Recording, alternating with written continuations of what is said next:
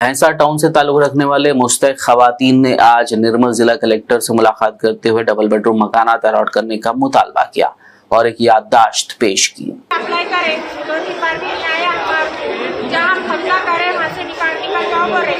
हम आपको तो किराए के घर आए, हम कहाँ जाना, हम तो वहाँ से नहीं निकलते, हम आपको घर होना ऐसा वालों कुछ और घर आया, ऐसा नया ऐसा वालों को नहीं आए, 5-5 बार अप्लाई कर दिए से नहीं आया घर। कैसा करना, हम कहाँ जाना, गरीब लोग कहाँ रहना। कलेक्टर साहब हम आपको बेडरूम देना, किराए से है, इंक्वायरी करो, आप एक बार पैसे को आके जाओ।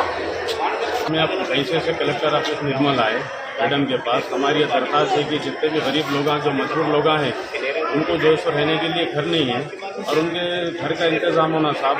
और अभी तक 4-5 बार एप्लीकेशन दिए दरख्वास्त के डबल बेडरूम के वास्ते, तो जो डबल बेडरूम बन के रखे वो सब वीरान हो रहे। अब जो लोग उस पर कब्जा करे उनको रहने को जो है सो उनके लिए ज़रूरी है।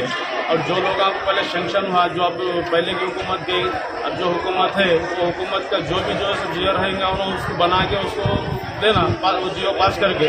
अब हैस वालों को तो साहब रहने देना। वो इससे पहले जो है सो कांग्रेस हुकूमत थी, उसमें नहीं, बीआरएस से पहले कांग्रेस हुकूमत जब थी, तो जब इंदिरा स्कीम थी, इंदिरा में जो सो घरां देते थे, पर कांग्रेस हुकूमत चले गई, बीआरएस की हुकूमत है, तो वो बीआरएस हुकूमत क्या करी, वो ये पूरा जो है सो वापिस ही उठा दिया उन्होंने। फिर अभी जो है तो साहब आपका जो कांग्रेस जीती। निर्मल जिला कलेक्टर दफ्तर के रूबरू वीआरएस ने आज एहतजाज करते हुए 61 साल से जायद उम्र के वीआरएस की औलाद को फौरी मुलाजमत देने का मुतालबा किया। बाद वीआरए जेएसी लीडर संजय ने मीडिया से बात करते हुए तफसीलात बताई।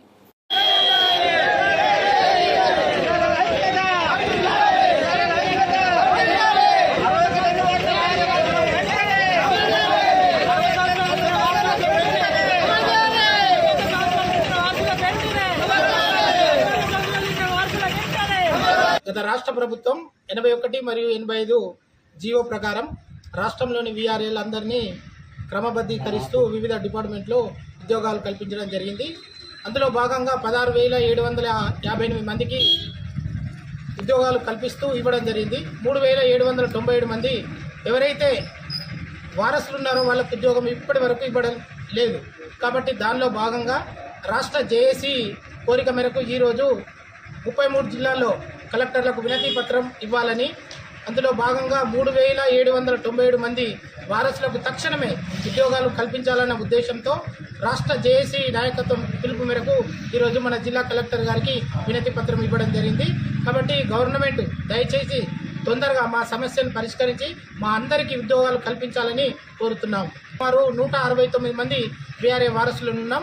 వాళ్ళకు కూడా తక్షణమే ఉద్యోగాలు రావాలని ప్రభుత్వంపై ఒకవేళ రాకుంటే తీవ్రమైన ఒత్తిడి